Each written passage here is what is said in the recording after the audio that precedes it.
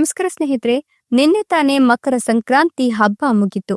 ಎಂದಿನಿಂದ 16 ವರ್ಷ ಈ 7 ರಾಶಿಯವರಿಗೆ ಎಲ್ಲಿಲ್ಲದ ಅದೃಷ್ಟ. 100% ಬೀದಿ ಭಿಕ್ಷುಕನು ಕೂಡ ಶ್ರೀಮಂತನಾಗ್ತಾನೆ. ಗಣೇಶನ ಕೃಪಾಶೀರ್ವಾದ ಈ ರಾಶಿಯವರಿಗೆ ಸಿಗ್ತಾ ಇದೆ. ಹಾಗಾದ್ರೆ ಆ ಅದೃಷ್ಟವಂತ ರಾಶಿಗಳು ಯಾವುವು, ಅವುಗಳಿಗೆ ಏನೆಲ್ಲ ಲಾಭ ಸಿಗುತ್ತೆ ನೋಡೋಣ. ಅದಕ್ಕಿಂತ ಮೊದಲು ಗಣೇಶನಿಗೆ ಭಕ್ತಿಯಿಂದ ಲೈಕ್ ಕೊಟ್ಟು ನಮ್ಮ ಫೇಸ್ಬುಕ್ ಪೇಜ್ ಅನ್ನು ಫಾಲೋ ಮಾಡಿ. ಇನ್ನು ನಿಮ್ಮ ಜೀವನದ ಸಕಲ ಸಮಸ್ಯೆಗಳಾದಂತಹ ಸತಿಪತಿ ಕಲಹ, ಪ್ರೀತಿಯಲ್ಲಿ ಮೋಸ, ಭೂಮಿ ವಿಚಾರ, ಕೋರ್ಟ್ ಕೇಸ್, ವ್ಯಾಪಾರ, ಹಣಕಾಸಿನ ತೊಂದರೆ, ಸಾಲಬಾಧೆ, ಸ್ತ್ರೀಯರ ಗುಪ್ತ ಸಮಸ್ಯೆ, ಹೀಗೆ ಹಲವಾರು ಸಮಸ್ಯೆಗಳಿಗೆ ಶಾಶ್ವತ ಪರಿಹಾರ ಮಾಡಿಕೊಡ್ತಾರೆ. ಡಿಸ್ಪ್ಲೇ ಮೇಲೆ ಕಾಣ್ತಕ್ಕಂಥ ಗುರುಜಿ ನಂಬರ್ಗೆ ಒಮ್ಮೆ ಕರೆ ಮಾಡಿ ನೋಡಿ. ಹೌದು, ಈ ಒಂದು ಮಕರ ಸಂಕ್ರಾಂತಿ ಹಬ್ಬ ಮುಗಿದ ಮುಂದಿನ 16 ವರ್ಷ ಈ 7 ರಾಶಿಯವರಿಗೆ ಎಲ್ಲಿಲ್ಲದ ಅದೃಷ್ಟ ಶುರುವಾಗ್ತಿದೆ ಅಂತ ಹೇಳಬಹುದು. ಗಣೇಶನ ಕೃಪಾಶೀರ್ವಾದ ಇರೋದ್ರಿಂದ ಬೀದಿ ಭಿಕ್ಷುಕನು ಕೂಡ ಶ್ರೀಮಂತನಾಗುವ ಯೋಗವನ್ನ ಪಡೆದುಕೊಳ್ತಾ ಇದ್ದಾನೆ. ಹೀಗಾಗಿ ಈ ರಾಶಿಯವರಿಗೆ ಅದೃಷ್ಟವು ಅದೃಷ್ಟ ಅಂತ ಹೇಳಿದ್ರೆ ತಪ್ಪಾಗ್ಲಿಕ್ಕಿಲ್ಲ. ಇನ್ನು ಈ ರಾಶಿಯವರು ಹೊಸ ಹೂಡಿಕೆಯಿಂದ ಸಾಕಷ್ಟು ಲಾಭವನ್ನ ಪಡೆದುಕೊಳ್ತಾರೆ. ರಾಜಕೀಯ ಕ್ಷೇತ್ರದಲ್ಲಿ ಪ್ರಗತಿಯನ್ನ ಕಾಣಬೇಕು ಅನ್ಕೊಂಡಿರ್ತಕ್ಕಂಥ ಈ ರಾಶಿಯವರಿಗೆ ಅದೃಷ್ಟ ಜೊತೆಗೆ ಸಂಪತ್ತಿನ ಸುರಿಮಳೆಯೇ ಸುರಿಯುತ್ತೆ ಅಂತ ಹೇಳಬಹುದು. ಅದೃಷ್ಟದ ದಿನಗಳು ಶುರುವಾಗಿರೋದ್ರಿಂದ ವಾಹನ ಖರೀದಿಸುವ ಯೋಗ ಇದೆ. ಜೊತೆಗೆ ಈ ರಾಶಿಯವರು ಒಂದಷ್ಟು ಹೂಡಿಕೆಯನ್ನ ಮಾಡಿದ್ರೆ ಈ ಒಂದು ಸಂದರ್ಭದಲ್ಲಿ ಆ ಹೂಡಿಕೆಯ ಪ್ರತಿಫಲವನ್ನ ಇವರು ನೋಡಬಹುದು. ಅದೃಷ್ಟದ ಬೆಂಬಲದಿಂದಾಗಿ ಪ್ರತಿ ಕೆಲಸದಲ್ಲೂ ಕೂಡ ನೀವು ಬಂಪರ್ ಲಾಟರಿಯನ್ನೇ ಕಾಣ್ತೀರಾ ಅಂತ ಹೇಳಬಹುದು. ಉದ್ಯೋಗ ಕ್ಷೇತ್ರದಲ್ಲಿ ಪ್ರಗತಿ ಆಗತ್ತೆ. ಜೊತೆಗೆ ನಿಮ್ಮ ಒಂದು ದಿನ ಹೇಗಿರುತ್ತೆ ಅಂದ್ರೆ ಮುಟ್ಟಿದ್ದೆಲ್ಲ ಚಿನ್ನವಾಗುವಂತೆ ಅದೃಷ್ಟದ ಜೊತೆಗೆ ಶ್ರೀಮಂತಿಕೆಯ ಯೋಗವನ್ನ ನೀವು ಪಡೆದುಕೊಂಡು ರಾಜವೈಭೋಗದ ಜೀವನವನ್ನ ನಡೆಸ್ತೀರಾ ಅಂತಲೇ ಹೇಳಬಹುದು.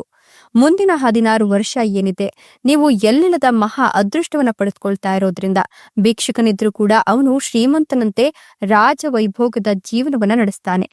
ಇನ್ನು ಒಂದು ವಿದ್ಯಾಭ್ಯಾಸದಲ್ಲಿ ಪ್ರಗತಿಯನ್ನ ಕಾಣಬೇಕು ಅಂತ ಅನ್ಕೊಂಡಿರ್ತಕ್ಕಂಥವ್ರು, ಒಂದ್ ಸ್ವಲ್ಪ ಪ್ರತಿಫಲ ಪಡ್ಕೊಬೇಕು ಅನ್ಕೊಳ್ಳೋರು, ಶ್ರಮಕ್ಕೆ ತಕ್ಕಂತೆ ನೀವು ಒಂದಷ್ಟು ಲಾಭವನ್ನ ಪಡೆದುಕೊಳ್ತೀರಾ. ಹೀಗಾಗಿ ನಿಮ್ಮ ಶ್ರಮ, ಕಠಿಣ ಪರಿಶ್ರಮದ ಜೊತೆಗೆ ಒಂದಷ್ಟು ಚಿಂತಾಕ್ರಾಂತತೆಯಲ್ಲಿ ನೀವು ವಿದ್ಯಾಭ್ಯಾಸವನ್ನ ಮಾಡಿದ್ದೇ ಆದಲ್ಲಿ ಖಂಡಿತವಾಗಿಯೂ ಕೂಡ ನೀವು ವಿದ್ಯಾಭ್ಯಾಸದಲ್ಲಿ ಪ್ರಗತಿಯನ್ನ ಕಾಣ್ತೀರಾ. ಜೊತೆಗೆ ಸ್ಪರ್ಧಾತ್ಮಕ ಪರೀಕ್ಷೆಗಳಿಗೆ ತಯಾರಿಯನ್ನ ನಡೆಸ್ಕೊಳ್ತಾ ಇದ್ರೆ ಖಂಡಿತವಾಗಿಯೂ ಅದರಲ್ಲೂ ನಿಮ್ಗೆ ಸಾಕಷ್ಟು ಉನ್ನತ ಮಟ್ಟದ ರಿಸಲ್ಟ್ ಸಿಗುತ್ತೆ ಅಂತ ಹೇಳಬಹುದು. ಮಕ್ಕಳು ಇಲ್ಲದೆ ಇರತಕ್ಕಂಥವರಿಗೆ ಮಕ್ಕಳಾಗುವ ಯೋಗ ಇದೆ. ಸತಿಪತಿಯ ನಡುವೆ ಇದ್ದಂತಹ ಕಲಹಗಳು, ಮನಸ್ತಾಪಗಳು ದೂರವಾಗುವ ಸಂದರ್ಭ ಸನಿಹತವಾಗ್ತಾ ಇದ್ದು ಈ ಒಂದು ಸಂದರ್ಭದಲ್ಲಿ ಸತಿಪತಿ ಅಥವಾ ಮನೆಯಲ್ಲಿರ್ತಕ್ಕಂಥ ಸದಸ್ಯರ ನಡುವಿನ ವೈಮನಸ್ಸು ಕೂಡ ದೂರವಾಗುತ್ತೆ.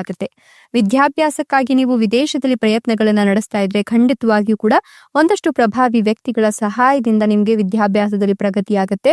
ರಾಜಕೀಯ ವ್ಯಕ್ತಿಗಳ ಒಂದು ಪರಿಚಯ ನಿಮ್ಗೆ ಮತ್ತೊಂದಷ್ಟು ಆರ್ಥಿಕ ಲಾಭವನ್ನ ತಂದುಕೊಡುತ್ತೆ. ವ್ಯಾಪಾರ ಜೊತೆಗೆ ಉದ್ಯೋಗ ರಂಗದಲ್ಲಿ ನೀವು ಪ್ರಗತಿಯನ್ನ ಕಾಣ್ತೀರಾ.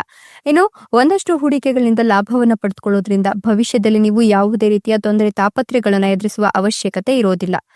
ವೈವಾಹಿಕ ಜೀವನದಲ್ಲಿ ನೀವು ಸಾಕಷ್ಟು ಲಾಭವನ್ನೇ ಪಡೆದುಕೊಳ್ತೀರಾ. ಜೊತೆಗೆ ಅತ್ಯುತ್ತಮ ಪ್ರೀತಿ ಹಾಗೂ ಸ್ನೇಹ, ಮಧುರತೆ, ಸಂತೋಷದ ಕ್ಷಣಗಳನ್ನ ಕಳೀತೀರಾ. ಎಷ್ಟೆಲ್ಲ ಲಾಭ ಮತ್ತು ಅದೃಷ್ಟವನ್ನ ಪಡಿತಿರ್ತಕ್ಕಂಥ ಆ ಅದೃಷ್ಟವಂತ ರಾಶಿಗಳು ಯಾವುವು ಅಂದ್ರೆ ಧನುರ್ ರಾಶಿ, ಸಿಂಹ ರಾಶಿ, ಕಟಕ ರಾಶಿ, ಕನ್ಯಾ ರಾಶಿ, ವೃಶ್ಚಿಕ ರಾಶಿ, ತುಲಾ ರಾಶಿ, ಮೀನ ರಾಶಿ.